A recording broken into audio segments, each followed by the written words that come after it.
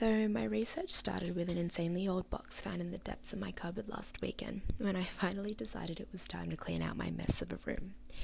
In that box was this, my diary. From first glance, you can get a lovely little snapshot of 12-year-old Stephanie. In her words, she tells a classic tale of her riveting basketball game, something about cockroaches, feeling sick, and IKEA pencils. It seems quite normal, however, if you read between the lines, this is who Steph truly was. A little girl way too open to love, who was constantly controlling and always wanted to fit in. These details are found through the critical observation of my handwriting, and the study of handwriting is known as graphology. And yes, despite it being a pseudoscience, I can stand by this analysis of myself and agree that at the time it was quite an accurate reading. Now, over the years you'd expect my writing to get better, but alas, it actually got worse, and as the years went by you could tell in the details that life got progressively more hectic, and after a while I stopped writing. About the same time I got my first laptop, and this is where I started to make a connection. A correlation between my lack of diary entries, notes left around my room, drawing sketches and ephemera, and instead found comfort in organising and curating things on my laptop. I started to wonder if this was the progression in the space of a few years, when my handwriting went from bad to worse to non-existent. Will handwriting just become obsolete altogether in the future? I started to probe more into this hypothetical, and I had a few thoughts. My first thought was in understanding why we prefer to type over write. Is it human nature to just do things as efficiently as possible? My motivation stemmed from this need of mine to understand human behaviour, and this particular deep dive into my topic focused on how human nature influenced us to participate in practices that allowed our communication to be more efficient rather than effective. Driven by a scientific and psychological focus, my first reading or new knowledge making process is through the combination of ethnographic and ethnographic data in conjunction with graphology, the study that I mentioned before. It would be comparing Instagram comments, Facebook posts, and tweets to handwritten ephemera, and just seeing how well people communicate nowadays. It was from this initial study of personality where I uncovered another hidden layer around words.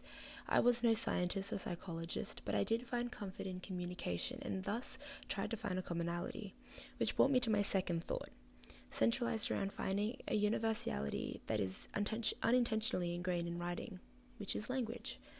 Because writing is just drawing lines, and drawing is essentially a universal language, right?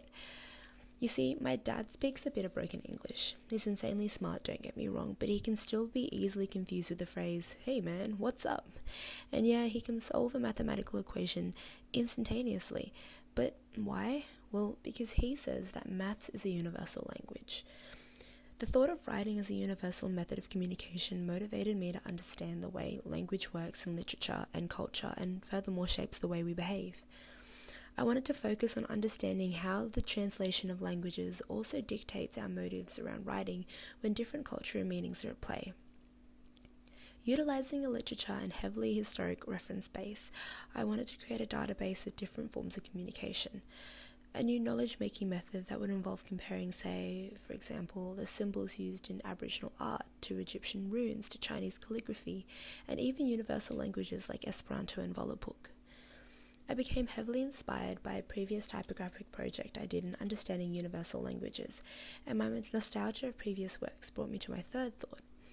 Why would I write when I can use some good-looking fonts? You see, coming from a design background, I'm a sucker for beautiful typography. The way a brand story can be told simply through a sans serif is for me like cake for a fat kid. I love looking at album covers, restaurant signs and advertisements, and can spend hours browsing through font kits and type boundaries just to see what kind of stories each letter can tell. And yet I'm conflicted because I also find that there is something cathartic and beautiful about watching someone write calligraphy or paint a sign. What I realized, however, is that when a font isn't correctly used for its story or purpose, it can fall short of being effective. Like kerning, the space between letters, for example, when ignored can have dire consequences. And thus, with this design-focused lens, I realized that one of my new knowledge methods is centralized around studying the comparison between the power of hand-generated and computer-generated type in situ. It's another lens into comparing writing and typing. I realized that the best method for this understanding type, rather than observing type, was through Guy Debord's Derive. a practice that involved an unplanned journey or movement through a landscape to let oneself understand for themselves the psychogeography of that place, or in this case, the typographic geography of the place. To see words rather than read words. My last and final thought arose through self-reflection. I'm definitely going to forget that. Maybe I better write it down. You see, the amount of times our behaviour influences us to participate in the unintentional act of rote behaviour to remember something is one of the more interesting factors than discussing the obsolete future of handwriting. My motivation not only stems from personal practice, but also from the multiple studies that come with understanding the effectiveness of rote learning and this mindless transcripting that follows typing up notes. With a focus that's heavily on education and memory, my final reading, so to say, or knowledge methodology, is centered around understanding how memory correlates with the medium through drawing, verbal, and pictorial practices, like a game, I imagine.